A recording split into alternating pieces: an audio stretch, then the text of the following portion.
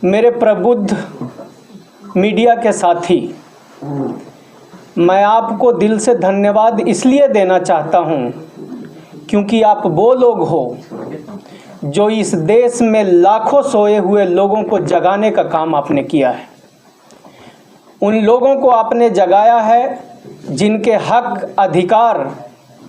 आज की सामंतवादी, जातिवादी और ब्राह्मणवादी सरकारें खा रही है। और इन्हीं हक और अधिकार में एक मुद्दा जो बहुत महत्वपूर्ण है वो है इंटरव्यू की जो व्यवस्था लाई गई है, और इंटरव्यू की व्यवस्था के माध्यम से हमारे लोगों के हक और अधिकार को किस प्रकार से मारा जा रहा है उसके ऊपर मैं आज प्रकाश डालने की कोशिश करूंगा। तो इंटरव्यू समाप्त कैसे किया जाए, जैसे हमारे बड़े भाई श्री अनिल कुमार जी ने कहा कि इंटरव्यू को ख़त्म करना है। सबसे पहले हम लोगों को ये समझना पड़ेगा कि आखिर इंटरव्यू की ज़रूरत ही क्या है, और ये कौन लोग हैं जो इस देश में इंटरव्यू की व्यवस्था सरकारी नौकरियों में लेकर आए हैं। ये जानना और समझना बहुत ज़रूरी है। उनकी मंशा को भी हम लोगों को समझना पड़ेगा।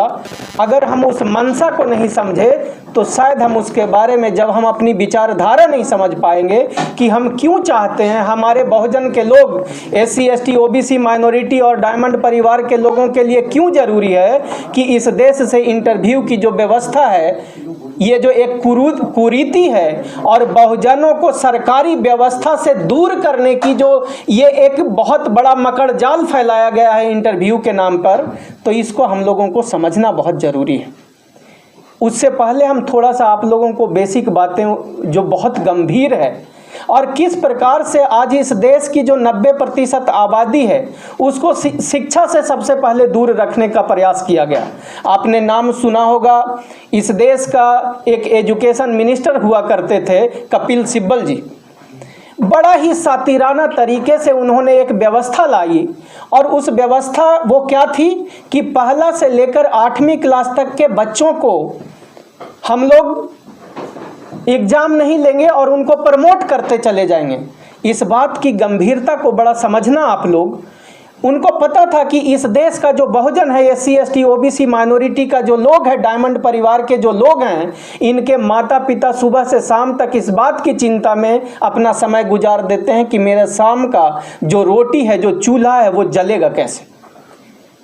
तो जो पहले जो व्यवस्था थी इस देश में कि 1 साल के बाद जब बच्चों का एग्ज़ाम होता था, और एग्ज़ाम होने से क्या होता था, समाज में, परिवार में, अपने आसपास के इलाके में जब बात होती थी कि देखो अभी एग्ज़ाम चल रहा है, किसने कितना नंबर लाया, तो बच्चों में एक अपनी जागृति पैदा होती थी। और उस जागृति के कारण मेरे यानी डायमंड परिवार के SC ST OBC माइनॉरिटी के बच्चे इस भाव में पढ़ जाते थे कि देखो फलाने भैया ने या फलाने दीदी ने अगर इतना नंबर लाया है तो उनके माता पिता का नाम रोशन हुआ, और हम भी अगर पढ़ जाएं तो हमारे भी माँ बाप का नाम रोशन होगा। लेकिन ये ब्राह्मणवादी, सामंतवादी और जातिवादी लोगों ने एग्ज़ाम को ख़त्म करके हमारे बच्चों को अधपढ़ा रखने का एक साजिश शुरू कर दिया। ये यहाँ पे समझिए, ये एक बात हुई। उसके बाद हम हायर एजुकेशन में ना जाएं, इसके लिए आज जो नई शिक्षा नीति आई है, नई शिक्षा नीति क्या है कि सारे बच्चों को एग्ज़ाम देना पड़ेगा अगर ग्रेजुएशन में उनको एडमिशन लेना है।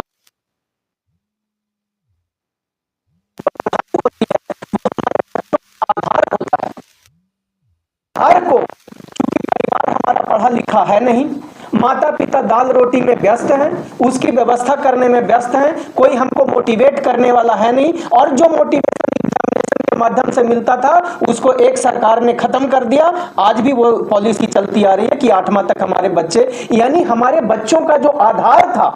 वो कमजोर कर दिया गया। अब किसी तरीके से देखो हैं कि 10% बच्चे, हमारी आबादी इस देश में 90%, ये याद रखना आपको, और उस 90% में 10% जब बच्चे हमारे पढ़ जाते हैं जो सेल्फ मोटिवेशन से पढ़ते हैं कि हमको अपने माँ बाप का नाम रोशन करना है, हमको जीवन में अच्छा जीवन जीना है, उसके लिए हमको प्रोफेसर, डॉक्टर, इंजीनियर बनना होगा, तो हमारे बगल में कोई प्रोफेसर, कोई डॉक्टर, ये मेरे भाई वो लोग हैं जो अपने मोटिवेशन से बन करके यहाँ तक पहुँचे। अब देखिए यहाँ पे ये नंबर समझना बहुत जरूरी है। इस देश में ब्राह्मणवादी की संख्या जो है वो मात्र 100 में 10 है और हमारी जो संख्या है 100 में 90 है। यानी अगर मेरा 10% भी बच्चा पढ़ता है सेल्फ मोटिवेशन से ही, बावजूद सारी कमियों के कि उसके पास संसाधन नहीं है, फिर भी जब हमारे बच्चे पढ़ जाते हैं तो वो क्या होता है कि 100 में कम से कम 9 बच्चे तो इस देश में SC ST OBC और माइनॉरिटी के बच्चे पढ़ रहे हैं। वहीं दूसरी तरफ जब सवर्णों को आप देखोगे, जिसने हजारों साल से पढ़ाई को अपने पास रखा, अगर उसका 50% भी बच्चा पढ़ जाता है तो वो मात्र 5 बच्चे होते हैं। फिर भी हमारी जो संख्या है पढ़े लिखे बच्चों का वो इनसे ज़्यादा है। तो तब उनको समझ में आई कि ये तो बड़ा गड़बड़ हो जाएगा। जितनी भी सरकारी नौकरियां हैं उन सारी सरकारी नौकरियों में ये तो दलित, पिछड़े, आदिवासी और इस देश के मूल निवासियों यानी डायमंड परिवार के बच्चे आ जाएंगे। तो इनको रोकने की कोई ना कोई एक व्यवस्था करनी चाहिए। भाई साहब, मैं पूछना चाहता हूं इस देश के लोगों से, और जो लोग इस मीडिया के माध्यम से मुझे सुन रहे हैं, आप मुझे बता देना ईमानदारी से कि क्या कोई दुनिया में ऐसी व्यवस्था बनी है, या जो इंटरव्यू बोर्ड में बैठने वाले लोग हैं क्या वो इतने बड़े साइकोलॉजिस्ट हैं जो इस बात का दावा कर सके कि हम 5 मिनट में पता लगा लेंगे कि ये आने वाले समय में जिसको हम सेलेक्ट करके भेजेंगे ये करप्शन नहीं करेगा, ये क्राइम नहीं करेगा, या किसी प्रकार का गलत काम नहीं करेगा। ऐसा तो कोई साइकोलॉजिस्ट इस दुनिया में पैदा ही नहीं हुआ है कि 5 मिनट में किसी व्यक्ति के बारे में बता दे और समझा दे कि ये आदमी सही है, इसको सेलेक्ट कर दो, इसको नंबर ज़्यादा दे दो, भले ही इसको रिटर्न में नंबर कम आया है। और आज आपको एक बात, एक डेटा मैं आपको बताता हूं, सुन के आपको आश्चर्य होगा। 12, 13, 14 का रिपोर्ट बताता है कि सवर्ण बच्चों को जो इंटरव्यू में मार्क्स दिए जाते हैं वो पिछड़ा से और दलित और पिछड़ा यानी SC ST OBC के बच्चों से 10 से लेकर के 20% नंबर ज्यादा दिया जाता है। ये एक सच्चाई है, कटु सच्चाई है, कठोर सच्चाई है, इसको समझिएगा आप। और ये इंटरव्यू बोर्ड की व्यवस्था को अब आप समझिए। मैंने क्या अभी तक समझाया कि हमारे बच्चे बावजूद सारी परेशानियों के हमारे बच्चे पढ़ जाते हैं। 10% बच्चे अपने हिम्मत से, अपनी लगन से वो पढ़ाई कर लेते हैं। और चूंकि रिटन एग्जाम तो जो भी होगा वह सिलेबस के आधार पे होगा, और सिलेबस में चूंकि हमारे बच्चे सेल्फ मोटिवेशन से पढ़ते हैं तो उसको घोल के पी जाते हैं, उसको पढ़ जाते हैं, रट जाते हैं, याद कर लेते हैं। उसमें हमारे SC ST OBC के बच्चे इस देश के ब्राह्मणवादी, सामंतवादी और जातिवादी लोगों के बच्चों से ज़्यादा नंबर लाते हैं। तो तब उन्होंने जो इंटरव्यू बोर्ड की व्यवस्था बनाई, इंटरव्यू बोर्ड का चयन आप देखिएगा, उसकी व्यवस्था आप देखिएगा, आपको बड़ा मजा आएगा। उसमें एक SC ऑब्जर्वर रहेगा, एक OBC ऑब्जर्वर रहेगा, और 10 लोगों का इंटरव्यू है, बोर्ड है, तो उसमें 8 जो है वो ब्राह्मणवादी लोग रहेंगे, सामंतवादी लोग रहेंगे, जातिवादी लोग रहेंगे। जो किसी दलित के बच्चे का उसके सामने जब उसका CV आता है तो वो दलित के बच्चे को देख के समझ जाता है, अच्छा ये दलित से है, डिजर्व वो बच्चा हमारा दलित वाला करता है 20 नंबर, और ये जातिवादी लोग उसकी जात और उसकी CV देख करके वो उसको 8 या 9 नंबर देते हैं। कोई पिछड़ा का बच्चा आता है, वो डिजर्व करता है, उसमें 50 नंबर उसको ये देंगे, उसका जात और उसकी OBC का सर्टिफिकेट उसमें जो रहता है OBC कैटेगरी वाइज, तो उसको देख करके वो डिजर्व करता है 50, उसको देंगे 30। लेकिन जैसे ही कोई ब्राह्मणवादी, सामंतवादी और जातिवादी लोग का बच्चा आएगा तो उसको देख करके, अब चूंकि उस बोर्ड में व्यवस्था ऐसी बनाई गई है कि 8 लोग सवर्णों के होते हैं और मात्र 2 लोग जो होते हैं उस व्यवस्था में वो SC ST OBC के लोग होते हैं। तो मेजोरिटी विन करता है वहां पे।